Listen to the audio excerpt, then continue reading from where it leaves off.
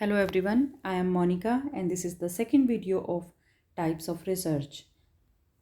As you all know, research is a creative and systematic work to increase the stock of knowledge and the use of this stock of knowledge to devise new applications.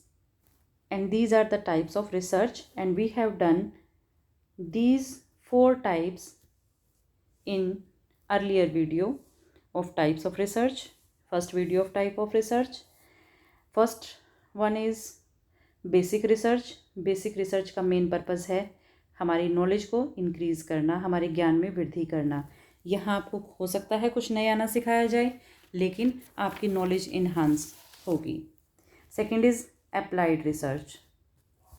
Applied research में scientific methods का use करते हुए हमें real life problems को analyse करना है और उनको सॉल्व करना है। Third was problem oriented research. एक समस्या हमारे सामने आई और वो समस्या कहाँ से ओरिएंट हुई, कहाँ से पैदा हुई, इस बात और क्या कारण रहे उस समस्या के, इस बात पर अगर हम रिसर्च करते हैं तो वो होगा problem oriented research. Next is problem solving research.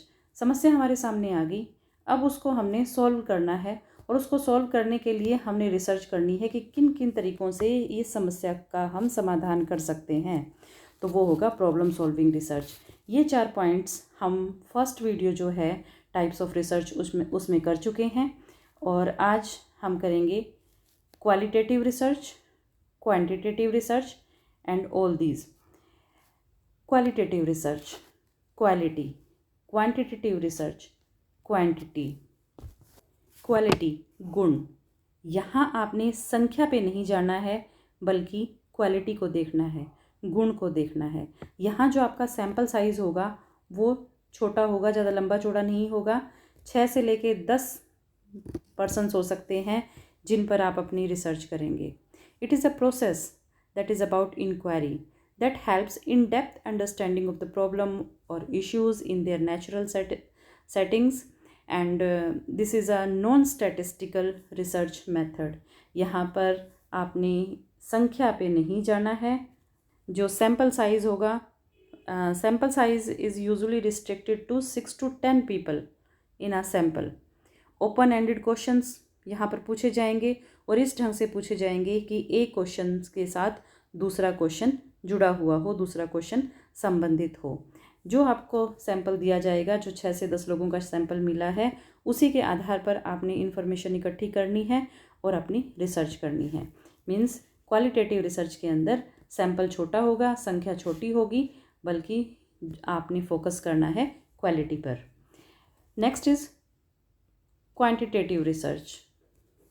It is a structured way of collecting data and analysing that data to draw conclusions. Quantitative data is all about numbers. यहाँ पर नंबर्स पे focus करना है। Quantity संख्या आपकी बड़ी होगी, जितना ज़्यादा डाटा होगा उतने ज़्यादा अच्छे आपकी रिसर्च होगी। तो क्वांटिटेटिव रिसर्च के अंदर आपने मेन फोकस करना है आपके डाटा पर। It involves a larger population as more number of people means more data. This type of research method uses close ended questions because in quantitative research the researchers are typically looking at measuring the extent and gathering foolproof statistical data. Quantitative research के अंदर हम use करते हैं online surveys, questionnaires, polls को। Online survey, questionnaires and polls are preferable data collection tools used in this type of research, and there are various methods of deploying surveys or questionnaires.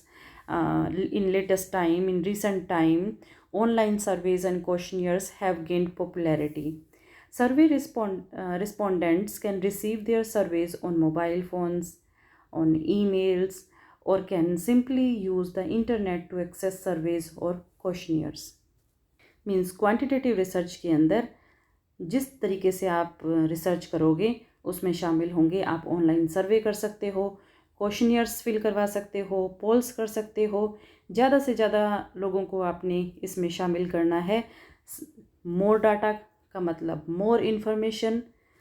तो qualitative research के अंदर sample size छोटा होगा, quantitative research के अंदर जो आपका sample size है, जो डाटा है, वो आपका बड़ा होगा। Next is exploratory research.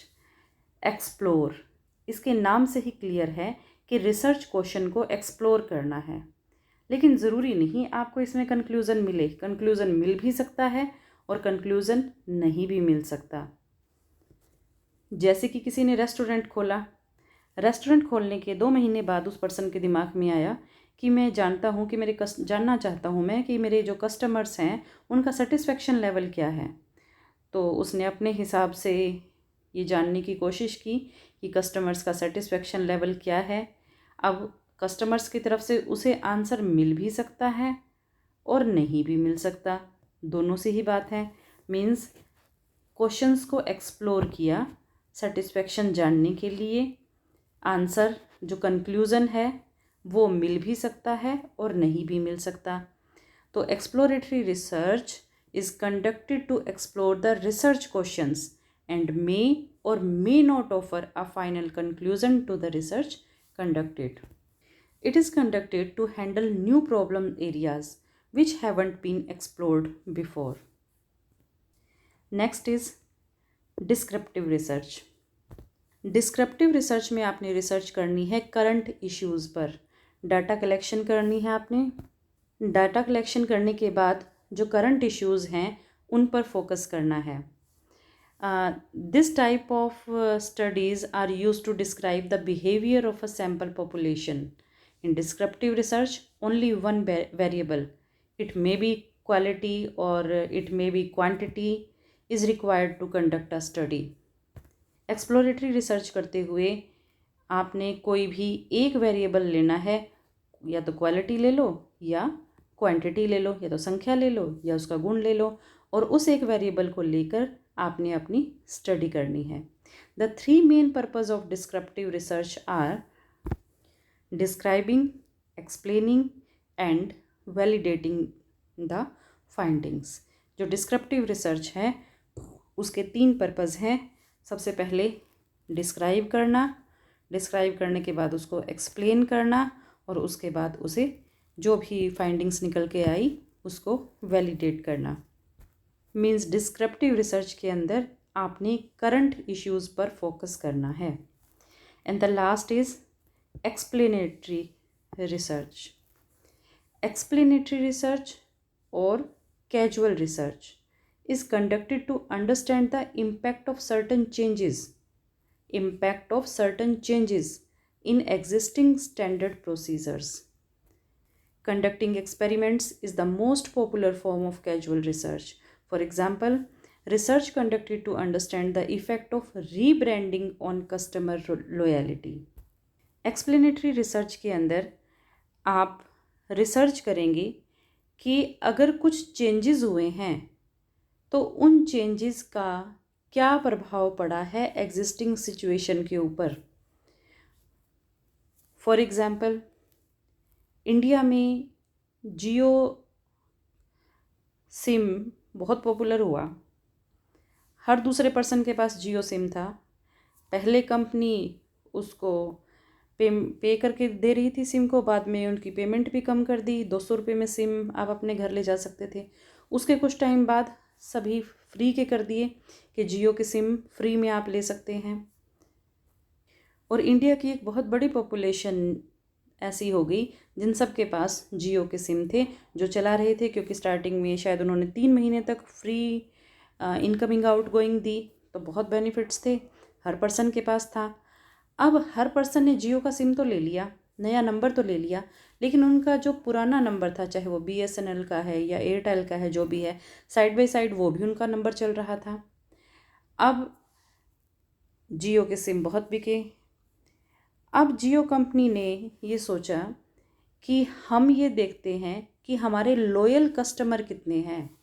Loyal customer means जिन्होंने अपना पुराने वाला नंबर छोड़ दिया है और हमारा नंबर रखा हुआ है, और अगर हम इसको रिचार्ज करने के पैसे लेते हैं तो कितने ऐसे कस्टमर होंगे जो हमारा नंबर छोड़ेंगे और कितने कैसे होंगे जो हमारा रिचार्ज करवाएंगे।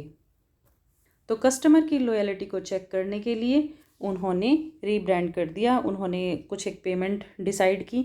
उससे क्या हुआ कि बहुत सारे लोगों ने जिम का जो जियो का जो सिम लिया हुआ था उसको छोड़ दिया, लेकिन बहुत सारे ऐसे भी थे जिन्होंने उसको रिचार्ज करवाया और आगे कंटिन्यू किया। तो यहाँ क्या किया जियो कंपनी ने कि अपने कस्टमर्स की लॉयल्टी को चेक करने के लिए सर्टन चेंजेस किए, कुछ परिवर्तन किए, और जो वो परिवर्तन किए उससे उन्होंने अपने कस्टमर्स की लॉयल्टी को चेक किया। यही होता है एक्सप्लेनेटरी रिसर्च के अंदर कि जो एग्जिस्टिंग सिचुएशन है उसके अंदर कुछ चेंजेस कर दो, और चेंजेस करने के बाद उसका क्या प्रभाव होगा ये पता चलता है हमें, ये पता करना है हमें एक्सप्लेनेटरी रिसर्च में। तो जो आज हमने किया क्वालिटेटिव रिसर्च, यहाँ आपका सैम्पल साइज छोटा होगा, आपने क्वालिटी पे फोकस करना है। क्वांटिटेटिव रिसर्च, यहाँ आपका सैम्पल साइज बड़ा होगा, जितना बड़ा डाटा उतनी बढ़िया रिसर्च। उसके बाद एक्सप्लोरेटरी रिसर्च, एक्सप्लोरेटरी रिसर्च के अंदर आपने रिसर्च क्वेश्चंस को एक्सप्लोर करना है। आपको कंक्लूज़न मिल भी सकता है और नहीं भी मिल सकता, दोनों ही बातें हैं।